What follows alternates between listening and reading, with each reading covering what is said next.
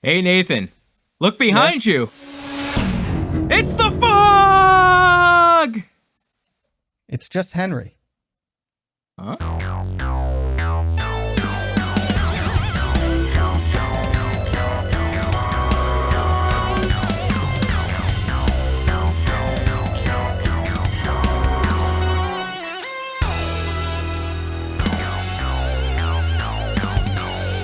Hey, everyone.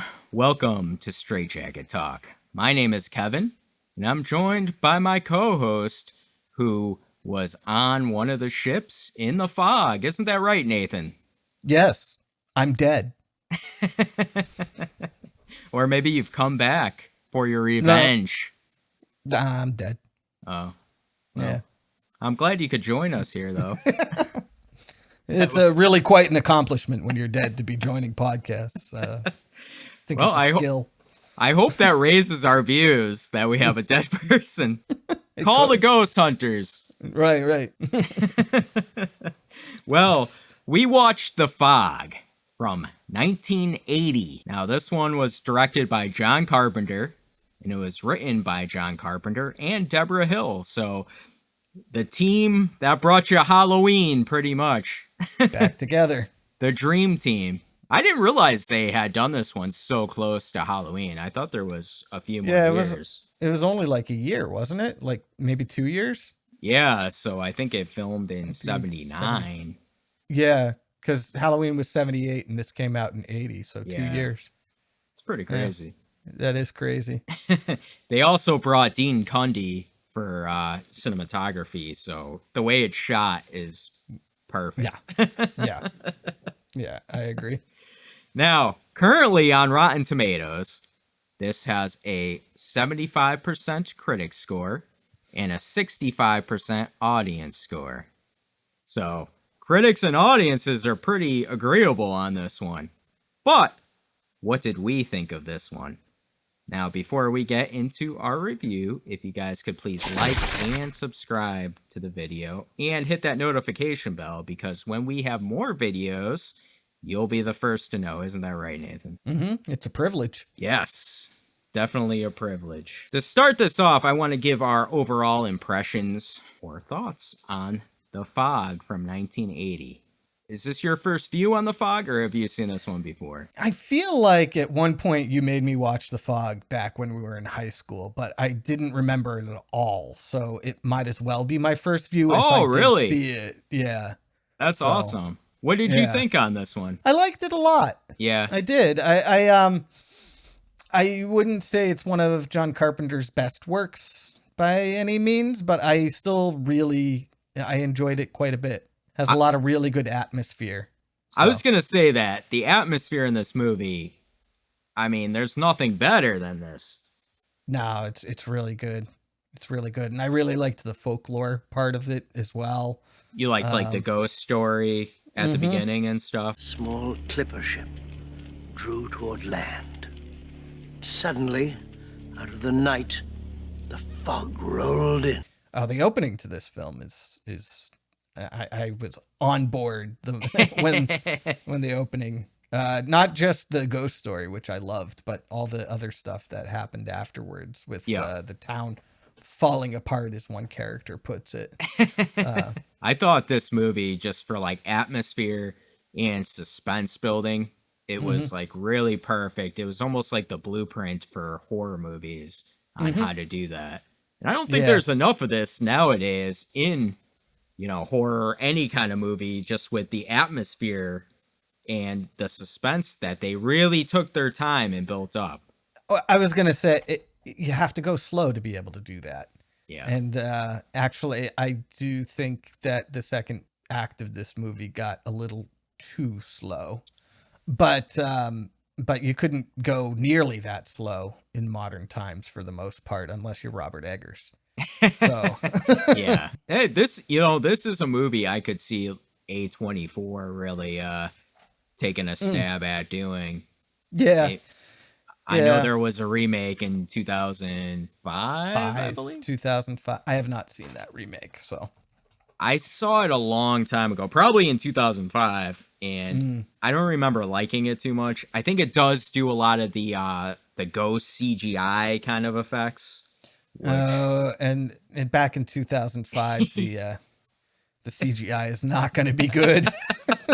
So that's what I was saying in my head, because like I don't remember it, and it's not memorable at all. So that right there is kind of a problem, a red flag for it. Right, the fact that you don't remember anything about it is definitely a red flag for sure. I thought too, you know, like you were saying, I did think that some of it felt a little too slow at times, but I think that is the risk you run in kind of building that eerie suspense up throughout. Yeah, I agree. I don't know. I just feel like maybe you could have shaved 10 minutes off the movie. That's all. I liked this movie quite a bit. I'm sort of just nitpicking at it, you know, by saying that. I think it was only an hour and a half, though. Okay, so then instead of shaving 10 minutes off, put 10 more minutes of creepy ghost fog stuff in there, you know. You know what? That's a great point. I think this movie could have used more of that. I agree. A few more kills. Yeah. Instead of it saying 6 must die, make it 8 must die, and then, you know, give 10 more minutes of fun ghost stuff. I think you could have had more like terrorizing of the town throughout, you know, and show that more. Although then the budget gets bigger and things like that. And it changes the entire feel of the movie too. True. At that point, it's less slow build up and more chaotic energy, I guess, in a way. Yeah. Which this movie didn't. This movie kept it really simple. Yes. In a way that I really liked, including with the characters and everything like that. So. I guess you could have terrorized the town, but it would have changed the entire feel of the movie. So, speaking of the characters, which character is your favorite character in this? I would have to go with the DJ.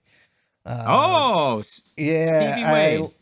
Yes, Stevie Wayne. Relax with me while I play this song from the Coupe de Villes, dedicated just to you.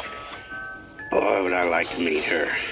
I saw her at a grocery store one day. Yeah? You would like to meet her. I liked her a lot. Yeah. I thought she was fun. I liked that she had the high ground and she was telling the town what was going on. She had a really cool looking microphone, which I always make note of when I'm watching. Yeah, I always appreciate that as the editor and audio engineer of this podcast. Yeah, I liked her a lot. So, yeah. Who was your favorite character? My favorite, I gotta be honest with you.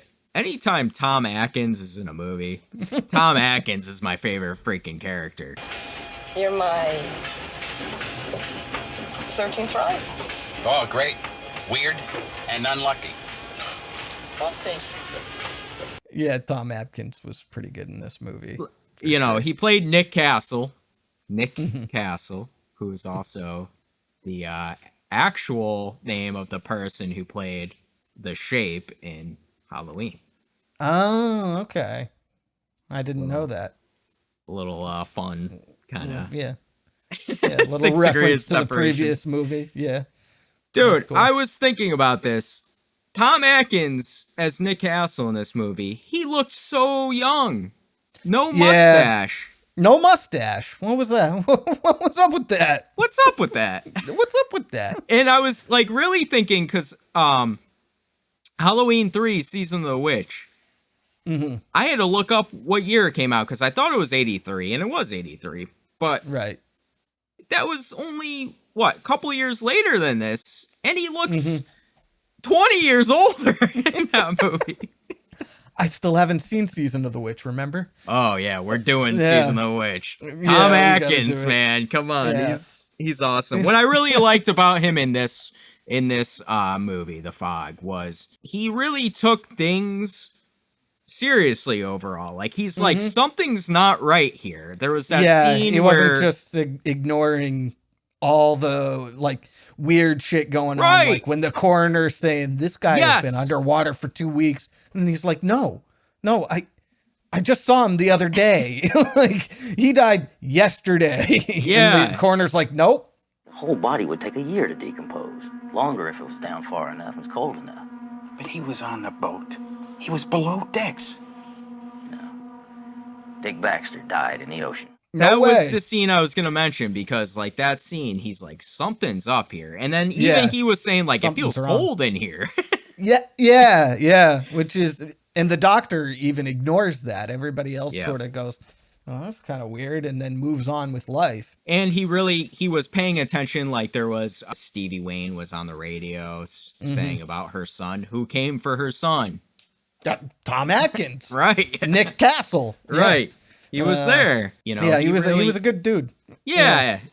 I think he was kind of like the everyday working man. Plus he, you know, lured Jamie Lee Curtis into bed with like, I don't know, one line minutes, pretty yeah. much.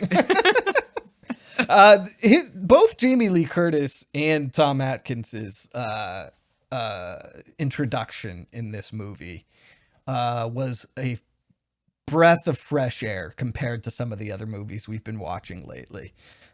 Because it reminded me that you can establish and make you like a character within minutes. Yes. You don't need 20 minutes of character development to make you like the character.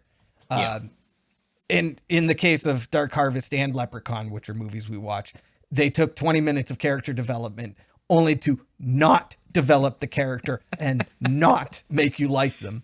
But in this, it's masterclass, really, the way that conversation went. I think too, like both of their charismas together was kind of this match made in heaven, because it seems very just, what's the word I'm looking for? I mean, it was chemistry. Yeah, there was like instant chemistry, but it wasn't like forced at all. No. It felt genuine. That's what I was felt going real. for. Yeah. Yes. It was well acted too. That helps a lot. And that conversation was fun. I just really want to be careful. Can I ask you something? Sure. Are you weird? Yes, I am. Yes, I am weird. You are weird. Yes. You're weird. Thank God you're weird. The last one I had was so normal, it was disgusting. The last person was so normal, it was disgusting. That's awesome. Just great. That's genius writing right there, on the level of like Spielberg type I stuff, also love how he had a beer just going, a road beer. That was not quite as looked down upon back in 1980 as it is these days. So, well, I know you haven't seen Halloween 3 yet, but he has to have road beers in that as well. I don't think these are character choices. No, Tom Atkins was just like, if I'm doing this movie, I'm drinking beer. Yes, 100%. Okay, I guess the character drinks beer then. I don't know. Oh man. Well, those are, I mean, going from some of our favorite characters, who are your least favorite characters, or one of your least favorite characters? Who do you got in this? I think I'm a little controversial on this, honestly. Because my least favorite character is Jamie Lee Curtis's character. Wow. Yeah. I thought Jamie Lee Curtis played her well, and she had some fun lines here and there, but for the most part, I found myself wondering when she was going to do something. Yes. Yeah. She really didn't have much to do in this movie. She talked to Nick and then buried her head in his shoulders when something scary happened, and that was about it. So, a far cry from Laurie Strode of the previous movie that John Carpenter had just come off of. So, I've got news for you. She was also going to be my least favorite character in this. Okay. I thought it was mine, gonna. Oh, okay. But I really agree with you. And I think what I had read too was Deborah Hill and John Carpenter really made this part for her in The Fog because she was struggling to find work at that time. Right. And so they were really trying to help her out with this role. Right. Okay. So to your she did point, a good job. I'm not, it's not But to Jamie your Lee point, Curtis's fault. do you need her in this movie? Like, there was no real importance to her character, was there? it's kind of unfortunate to say this because it sounds sexist, but her main purpose in the movie is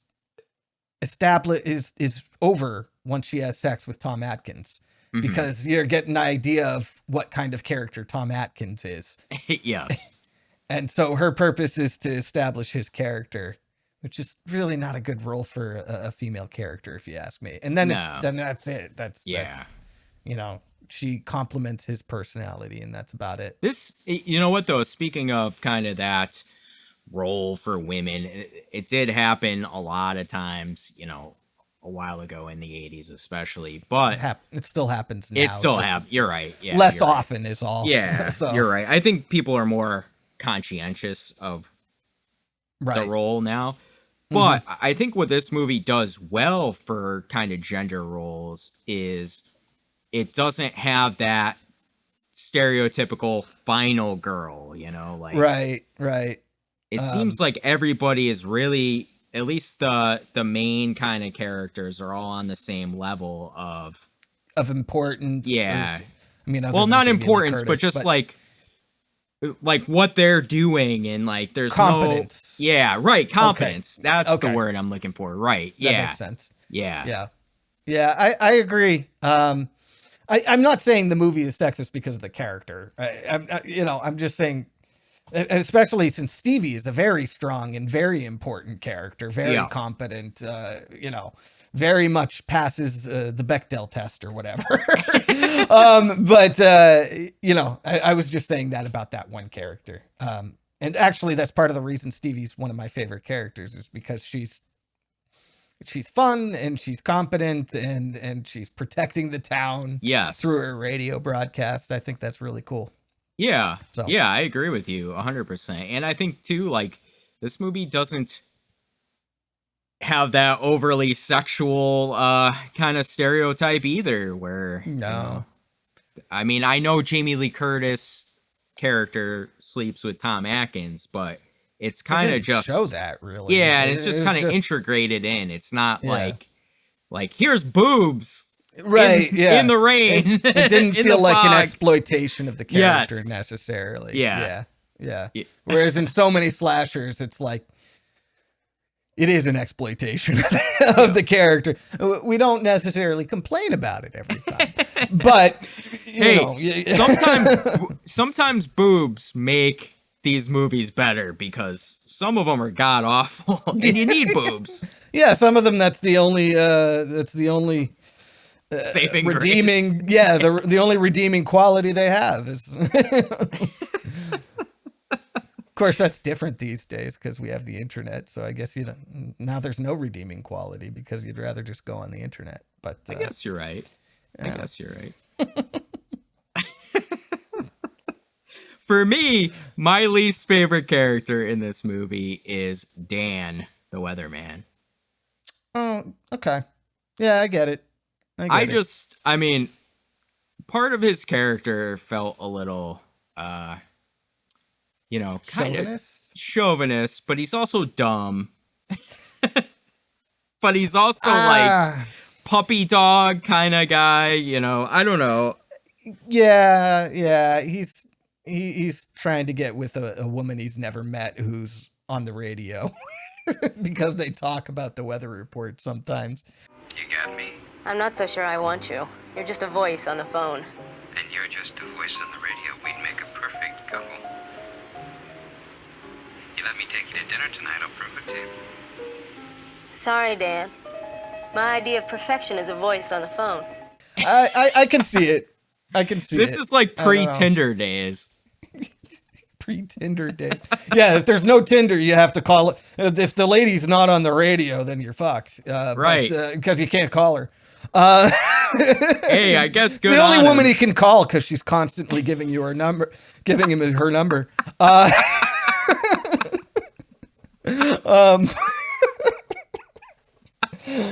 But I don't know. I didn't think I thought Dan was a little bit endearing. Yeah, you like Dan. With you. I liked him a little bit. Yeah, and his reaction to the fog rolling in was like, it was me. basically. Like, there's somebody shining lights into my. No, don't go out there. What are you talking about? It's just we live on the coast. There's fog all the time. Somebody's shining their headlights into my studio here, or whatever it is, weather station. That is true. I mean, it is a plausible thing. There's a 0% chance I'm going to come to the conclusion from fog rolling in that I'm about to be killed by ghosts. Well, now you might think twice about it. Nah. It's foggy here all the time. I have to drive to work. Damn it. Oh, am I just man. gonna stay at work instead of going home because there's a fog rolling in? Might be ghosts. You might be. You never know. Yeah. I suppose. Speaking of, which is your favorite part of this movie? Honestly, that opening Yeah. was my. We've already talked about it a little bit. That opening where like the gas pump comes off and starts shooting gas all over the place, and all the car alarms are going off, and just weird stuff is going down. Weird, unexplained stuff is happening.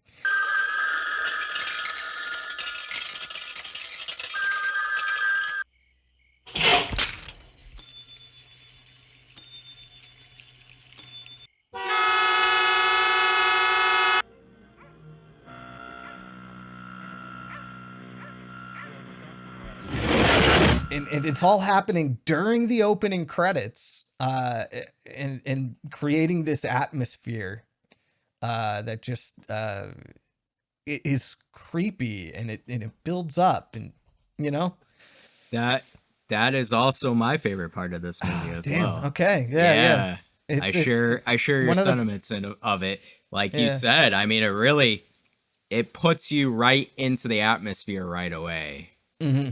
Yeah, and it does it in a agree. cool way too. It's like you said, like the hoses from the gas pumps going and things like that. Broken glass, Yeah, clocks. It's that little jump scare while Tom Atkins and Jamie Lee Curtis are talking, where the glass in the window of the truck just breaks out of nowhere.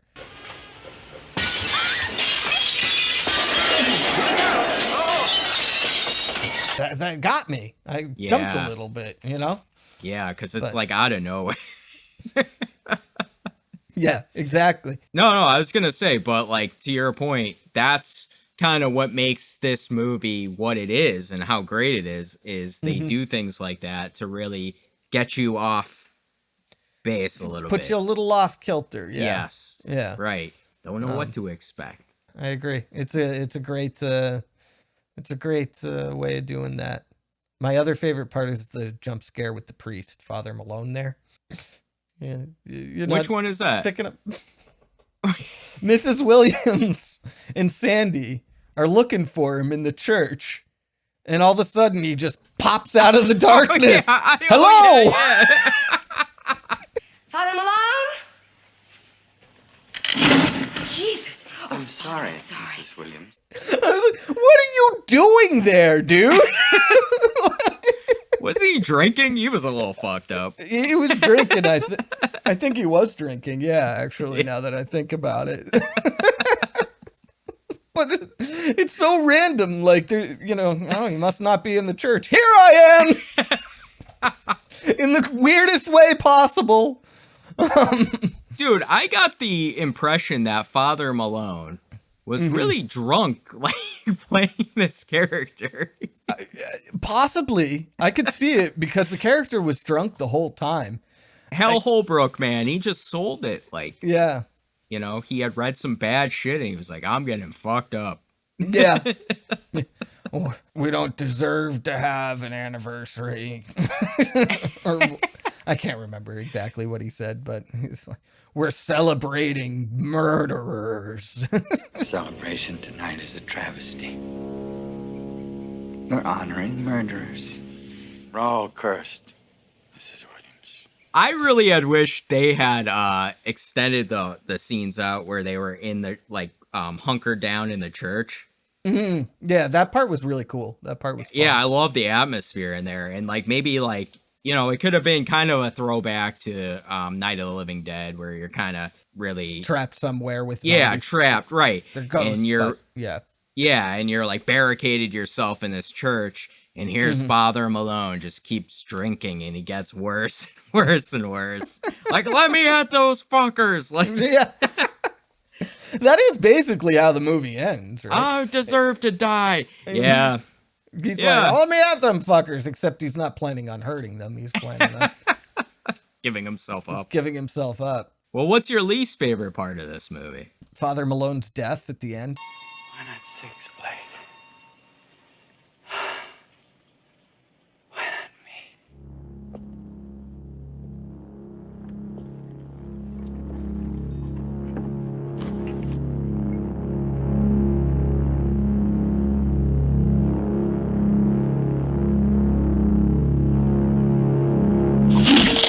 Didn't make much sense to me.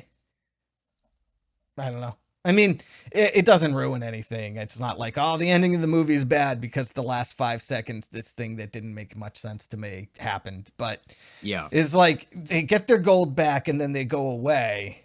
And then they just show up again out of nowhere in the middle of the day and kill him. And it's like, I get why you're doing that. That's the horror movie trope, like Freddy takes mom through the door or whatever after you think we're safe. Yeah.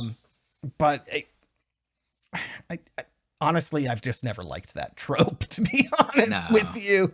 As much as I like that first Freddy movie, that part is always like, can we just hit the stop button before it happens, please? And that scene specifically was a scene that Wes Craven did not want to do for the movie. And, was it really? Yeah, the producer, I forget his name, made him put it in there because it had they wanted to sell the idea that Freddy's going to be back. Right. You don't need to do sequel bait to have a sequel. I know. You don't.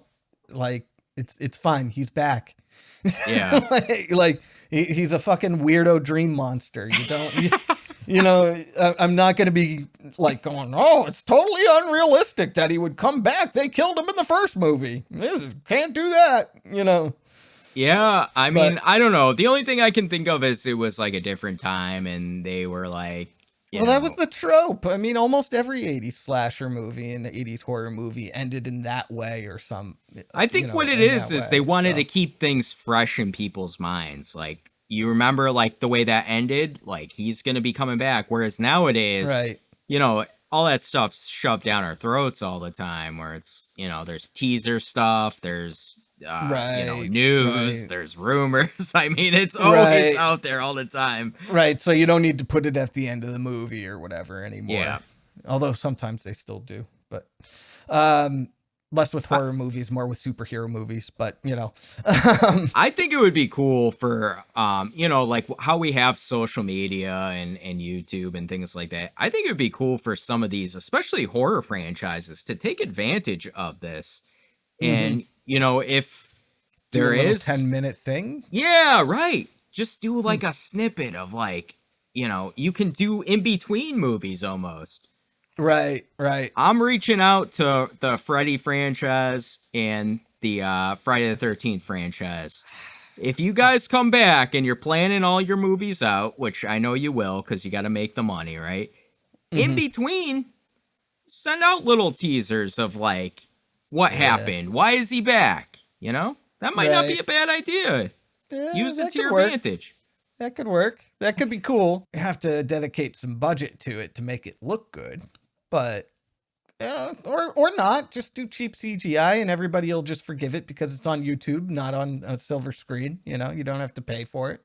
You could even that's exactly. Or you can make it like as a part of like, a lot of the times these pictures sign like 3-picture deals or something. So they know they're coming back. At the end of the first one. Which is unfortunate, honestly. At the end of the first one, just shoot a little bit of like different, we could go this way, and then whatever you decide to use, fire it off when you get closer. I don't know. Although I think we should let Freddy be dead. Myself. Just putting that out there. Wes Craven's dead. I just let him be. I think that's a whole another video in itself, but I'm torn. Yeah, you're right. I'm sorry. We're talking about The Fog here, not Nightmare on Elm Street. I'm torn because I want to see more Freddy movies because I do think like there could be an audience for them. You can watch the remake if you want. Oh my God. That wasn't too long ago, was it? Oh my God. That's like, I almost turned into that gif of that guy with the gun, like, don't make me do it. I haven't even seen that movie, to be honest with you. I took one look at the picture of Freddy and was like, it will ruin it for you. Don't need that. Yeah. I'll tell you what almost ruined this movie for me. Not what ruined it. I really like this movie, but yeah, I was gonna say my least favorite part. I actually agree with you. In your least favorite part was the ending. Right. I not everything the ending, you said. not just like. I don't think of that as the ending. I think that is like the addendum and get rid of the addendum in a way. Yeah. You know. But sorry, I didn't mean No. But... I think you're right on that. Also, one of my least favorite parts is kind of the celebration that they show of the 100 years of the town. Yeah. And the celebration felt very like chintzy. There was like 10 people showed up and like. Yeah, I don't disagree with that. They had a budget of $1.1 million. I looked it up. Yeah. Which by today's standards is only $5 million. So a scene like that, I can understand why it ends up being chintzy, but maybe just don't do it then, because I don't know how much it even really added at the end of the day. Yeah, because I think the problem I have with it especially is not only because there's like 10 people there, but because there were characters in there, like Janet Leigh's character was really like, oh, well, I got to make the celebration. I got to do the celebration. The sheriff, like, oh, we got to get, like, there was a lot of talk. Stevie Wayne, I don't know if I'm going to go to the celebration with Dan. Dan's like, oh, are you going to be there? Right. No, I got to be on air.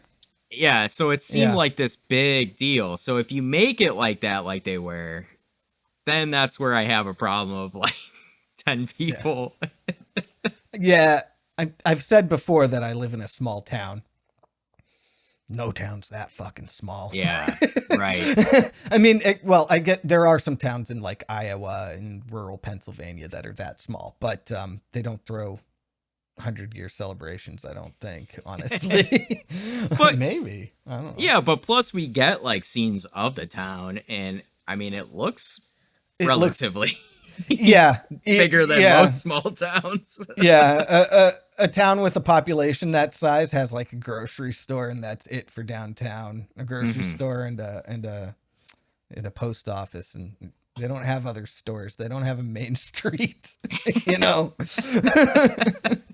Hell, my town doesn't have a main street, and it's way bigger than more than 10 people are showing up to a 100-year celebration of my town. So, dude. This town has its own radio station. Yeah, right. Yeah. You're telling me like 50 people can't come to this celebration?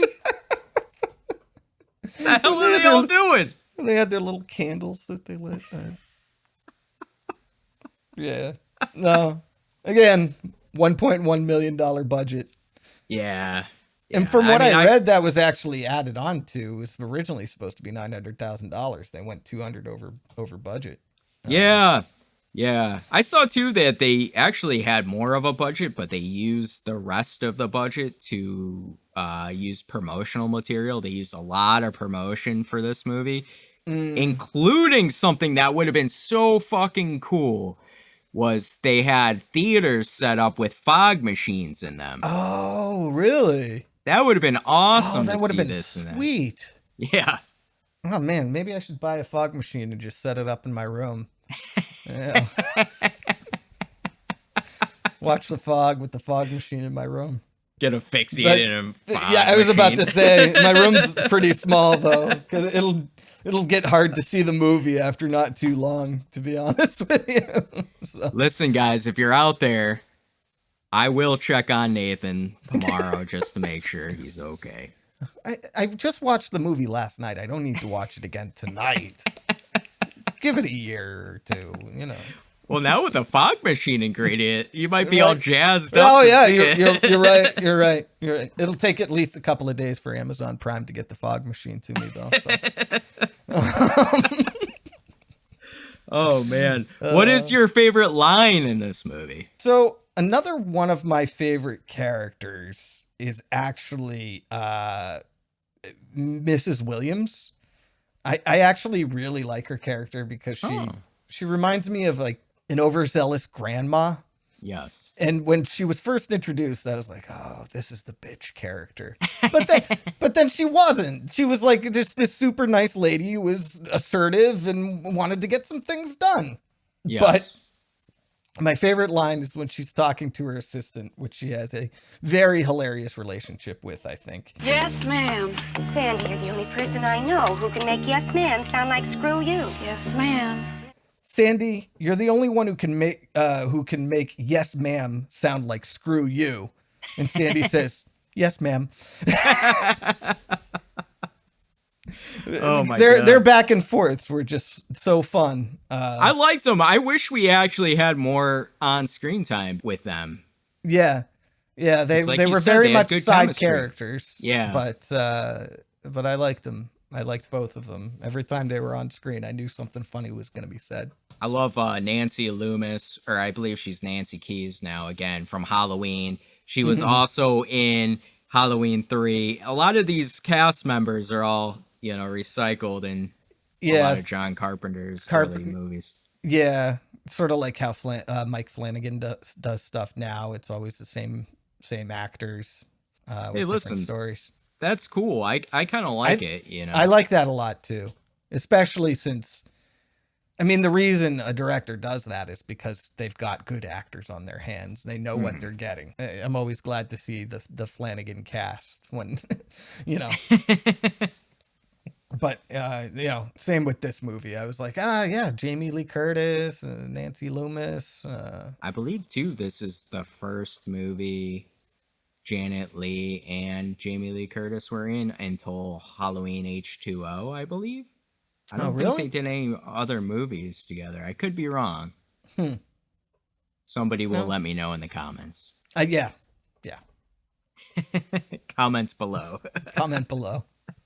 My favorite line in this movie was from Stevie Wayne, actually, where she said, she was on the radio and she said, "Get inside and lock your doors. Close your windows. There's something in the fog." And then she looks out the window and sees the fog rolling into town with that green glow. The fog is almost like a character itself. Oh, yeah. In this movie. 100%. Yeah, you're right. So I love that. I wish we had more of that too, where we see the fog kind of coming in. It's very ominous. And the fog is fucking up all the electronics. That was a cool scene too, where speaking of fucking up electronics, where that piece of driftwood that was really the boat signs start leaking water. Yeah, it changes from having the ship name on it to saying 6 must die. Yes. Water starts. Yeah. And we get that eerie all that scene. Stuff was fun. Yeah. We get that eerie scene of Blake there, I believe his name is. Oh, right. All of a sudden, he's on the tape that she's been listening to. Yes. Radio station promotions. Something that one lives with like an albatross around the neck. No more like a millstone. A plumbing stone, by God. Damn them all. Yeah, that was awesome. It was like, what's going to happen? And then nothing happened, but you're like, I don't know what it is, man, but that voices on tape like that are scary. Yeah, I was thinking of very obviously slowed down too. Right. Yeah. I was thinking of Halloween 2018. I don't know if you remember the scene where the podcasters are listening in their hotel room to a tape of Loomis talking. Oh, right. And it has that very eerie, like you said, slowed down. Yeah, slowed down, maybe pitched down just a tiny bit to give you that. It was very satisfying when those podcasters ate it too. So. I mean, what kind of asshole starts a podcast, right? They deserve to die. Oh yeah, just for starting a podcast. But but yeah, no, I agree with the subtle manipulations you can do to, you know, and it's all done on purpose, I'm sure, to make it just sound not quite right. Yes. Gives a really eerie, scary feeling. Yes. It's almost like hearing, and I know in this specific, you know, scene in the fog, it was ghosts from the past, but like that's what it really sounds like, even with the Loomis tape, kind of a ghost from the past, sort of coming to your world, and it's unsettling, really. I agree. So, yeah. That was cool. Now, what was your favorite kill? So there's not a lot of kills in this movie, actually. I was gonna say the first the kills on the ship, the 3 men on the ship, but then I realized that by just saying the guys on the ship, I'm taking half the kills in the movie, so I couldn't do that. So I'm gonna go with the third guy on the ship getting killed. He's just, you know, he's not aware of what's going on outside with the other 2 guys getting killed, and he's just looking at the radar going, It's big, Al. It's a ship. It's a big ship. What happened? Did you get wet?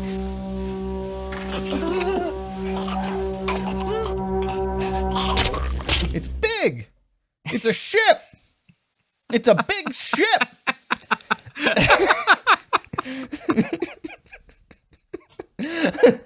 But then the ghost comes in and punches out his eyes with some sort of long, like a hook or something. It wasn't even a hook. It was straight. It was like, yeah. It punches out his eyes so that later when they discover his body, it falls on Jamie Lee Curtis.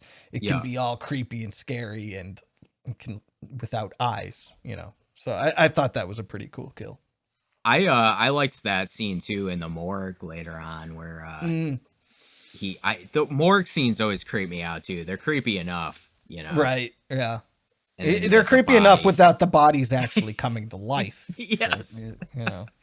And on your scene too, I love that kind of ghost ship idea too. I wish they had more scenes of that as well, because that's so fucking cool, you know. Yeah, it's just one scene. Just one, you see the ghost ship once. But it was a really cool ghost ship. I wish we could have gotten more of that. I agree. Yeah, it's great atmosphere, you know. Yeah. Like you said, it's a ship. It's a ship. It's big. It's a ship. It's a big ship. Oh man. I was actually surprised you didn't say mine. I thought we were going to be like almost copacetic on this episode. Right. My death was Dan's death. Oh, yeah. Yeah, that was good. What I really appreciated was Stevie Wayne could hear what was going on, and that I thought was creepy.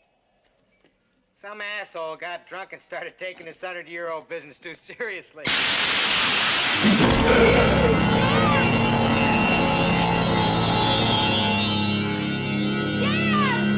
She was already trying to warn him, like, oh yeah, you know, don't open. Imagine being Stevie Wayne in that situation. Yeah. That's scary as hell. Yeah, and you know there's nothing keeping that fog from you as you're listening to it, too. It's just coming out of the fog. You heard what happened. You know what's going on. It's being like, you know, she's really the omnipotent, is that the right word, character? Yeah, omnipotent is all-knowing. Yeah. She really is, because she's got that high ground. She's above everything, and it's just watching it all go down. Yes. Such a cool setup for that. I was really afraid for her on that roof, but well, I suppose we'll probably get there at some point. But go on. Yeah, no. I think speaking of the roof scene, I believe those were added in after. Well, from what I understand from the little bit of research I did earlier today, pretty much all the slashing and ghost stuff is actually added in. I don't know that this movie originally had ghosts. John Carpenter apparently saw the first cut of this movie and was just unhappy. Yeah, he was like, this is awful. We'd done a final mix, and I watched the movie, and I realized this doesn't work. There's something wrong here. This doesn't work. It sucked. It was terrible. And I thought, hey, you can go cry, or you can stand up and be a pro, and let's go fix this baby. Let's go get it right. Let's get it better. I got to add some gore, and because all the gore wasn't in there originally. So. Yeah. And they also added that ghost story at the beginning as well. Which was fun.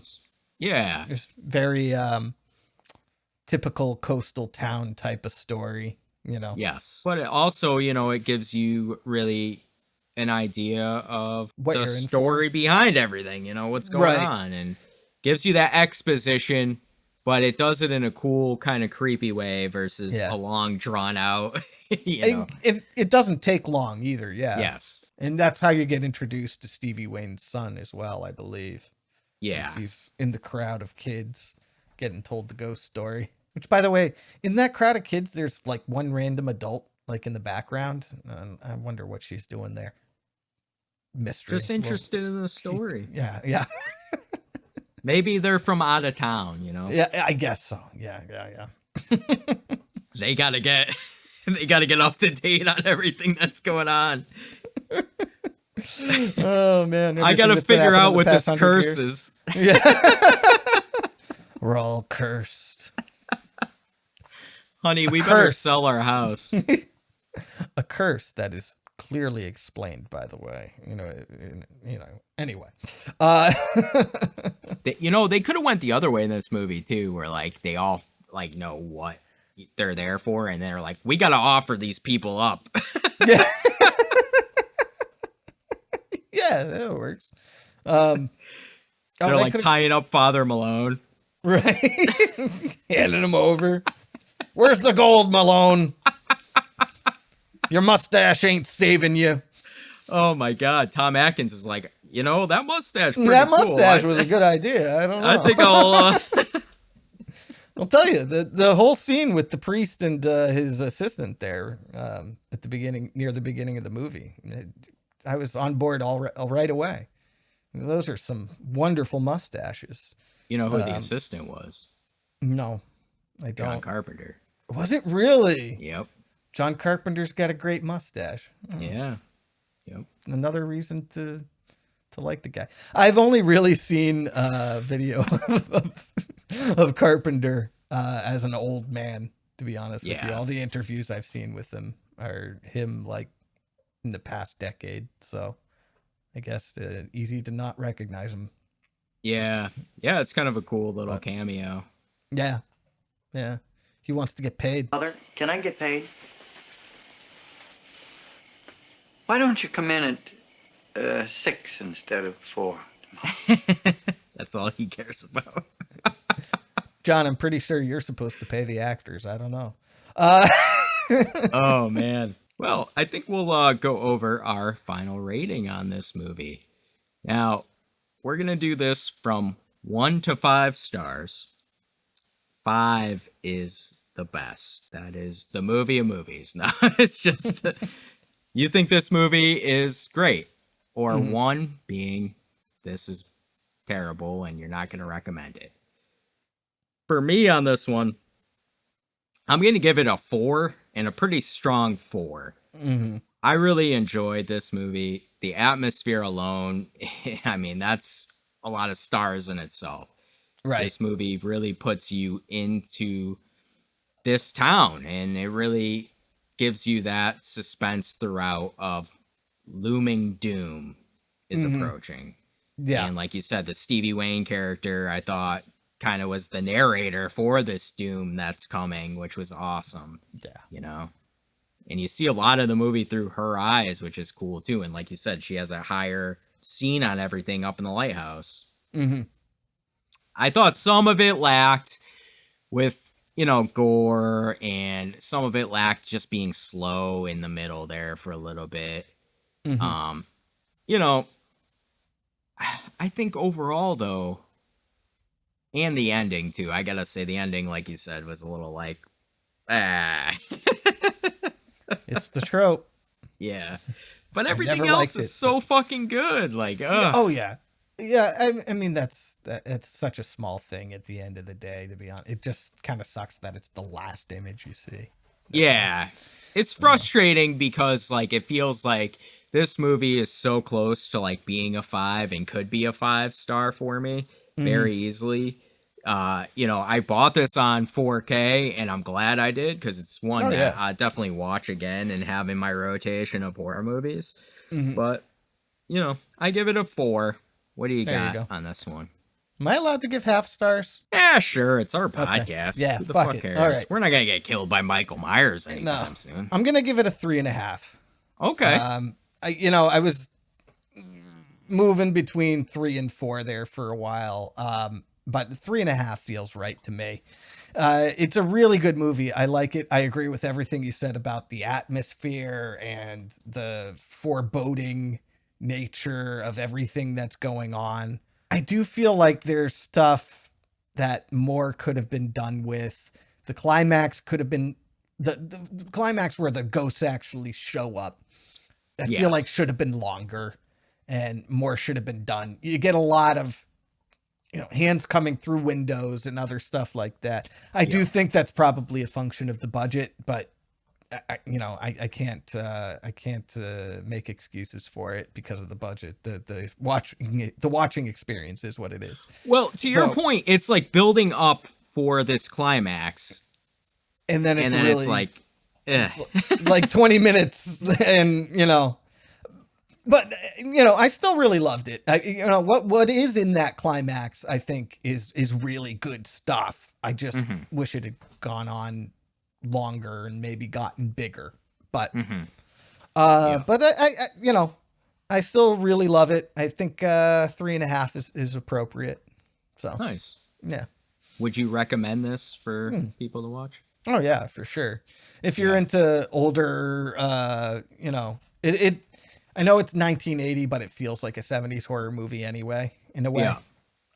So if you're into sort of that era of like supernatural ghost story horror, then definitely give it a go. I like it a lot. Highly Do you think recommend this it. would be a good candidate for a remake at all? I know there was a remake. There was a remake. Yeah. I don't know. I don't really watch a movie and think this is a good candidate for a remake ever. Almost. Yeah. Like if there is a remake, then I can get excited about it, but I'm never asking for one pretty much ever. I got you. I mean, because unless you're David Cronenberg doing The Fly, then I'm not particularly interested most of the time. So, I don't know. I was actually thinking with this one, and I got a preference in saying this. I'm not a huge like TV series person. I was almost thinking this might make a good TV series where you could build up, this fog coming in and more of the boat scenes of the ghost boat and coming to shore and building up to that climax. Right. And, right. Yeah. I mean, that could work. It's sort of like, you could almost do it like those old Stephen King miniseries that they used to do back in the day. Yep, 100%. Just make it more exciting, because a lot of those were really bad. I can't, but I remember there was one where they were in the snow, and it just went on for so long, and I don't remember what it was, but I'm gonna cut out everything I just said. I'm there with you. Oh, man. Well, before we end, we want to do our content consumed, where we let you guys know what we've been watching, what we've been listening to, what we've been reading, what we've been gaming. For me, I watched a couple movies, which I haven't done in a while, in like back to back to back. Oh, right. But for this content consumed, I'm going to say I watched Poor Things. I also watched Poor Things. Oh, you did? Yeah. Awesome. Yeah. How did you like it? I thought it was really good. I liked it a lot. All right. You didn't love it, though. I liked it a lot. I don't think I liked it quite as much as everybody else, but I don't want that to take away from the reality that I thought it was really good. Okay. But I'm glad you liked it, because yeah.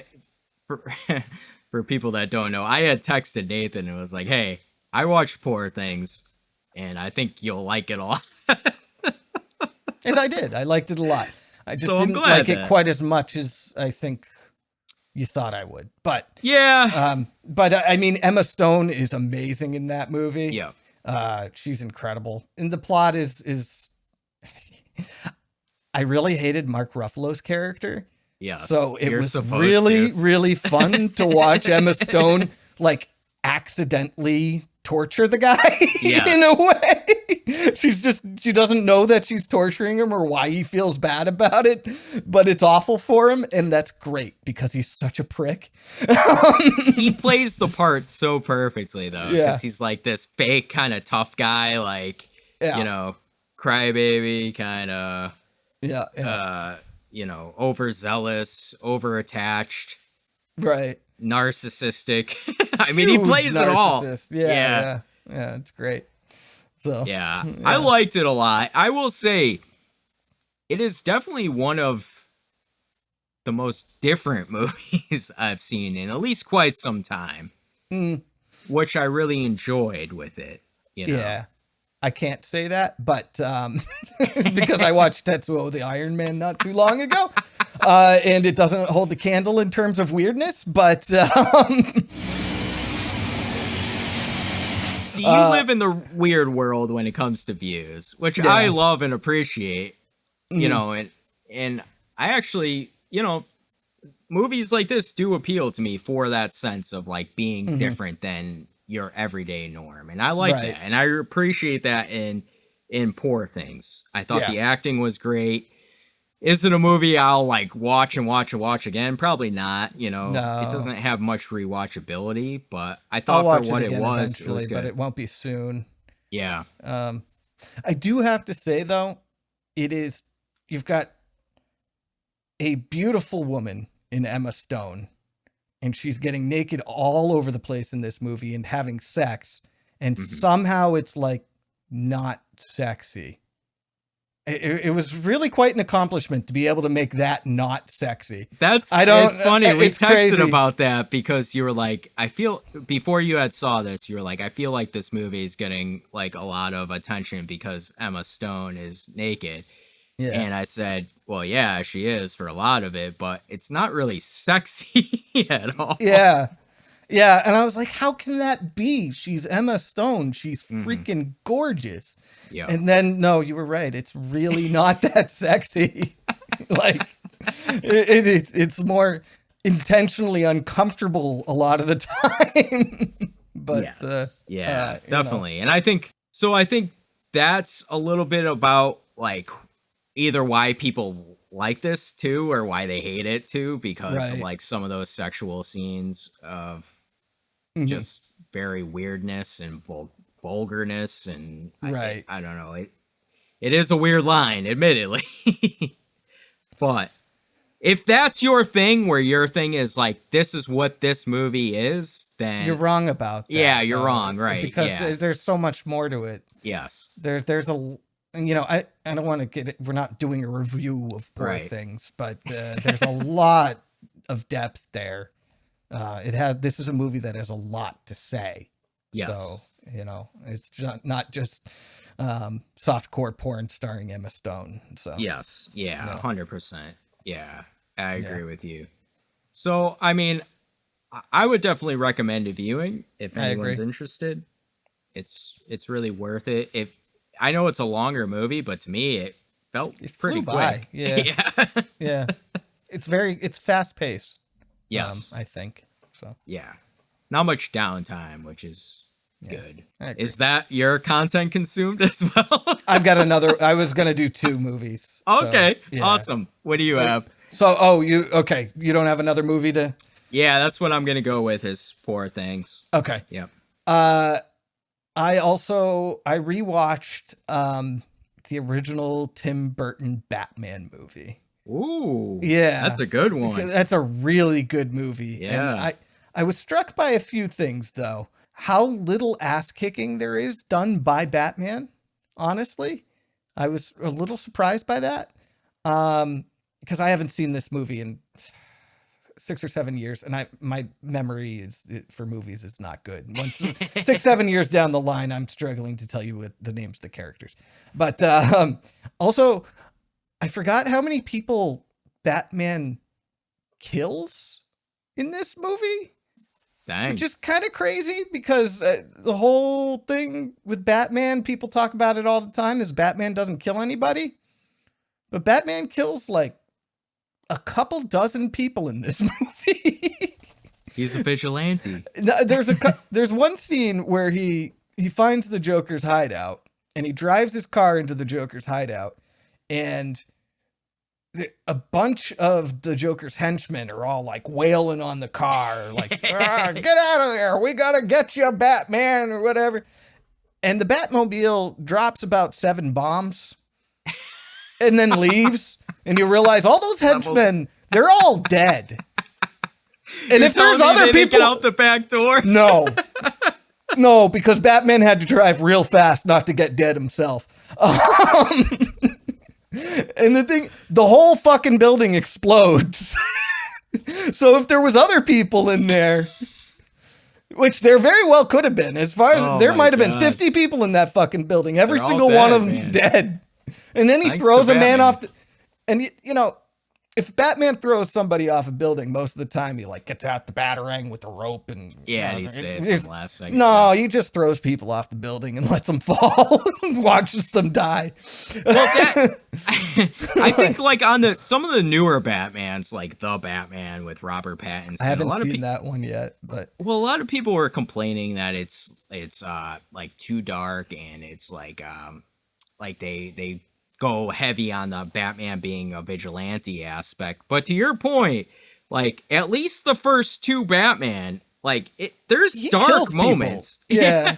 He kills a lot of people in those movies. And I think the whole thing, though, the Joker is scary as fuck in this movie too. Yes. So I think what's cool though is the original Batman, at least, and even Batman Returns, balances that comic aspect with like you said, some darkness. While there's definitely dark moments, and like the Joker's a scary motherfucker with that Smilex juice that people just die with this giant smile on their face. It is still very silly. Yeah. At the end of the day, the tone is definitely very different than modern Batman movies, starting with the Christopher Nolan stuff. So they're not wrong. You know what I'm saying? When they say the new Batman is too dark. We've been making a point lately on the Mouths of Madness podcast where like what horror kind of is missing a lot of times is a little bit of fun. Just a little bit. And that's kind of this balance too of the original. I think that's why too it lasts so long and it's always considered. Yeah, yes, it really holds up. Jack Nicholson as the Joker is, as far as I'm concerned, he's just as iconic as Heath Ledger. It's just that Heath Ledger was more recent. You know, I don't actually think that Heath Ledger was a better Joker. I think he was on equal footing with Jack Nicholson. So I just think they played it entirely different. Yeah. They were different characters. So is that your content consumed? That's my content consumed. It was going to be Poor Things and Batman. Wow. So we got to have a nice conversation about Poor Things and Batman. So it's not often that all our content consumed we've both seen. That's pretty cool. Yeah. It's pretty cool. Well, we'll be back again soon with another review for you. But until then, back to the padded room with you.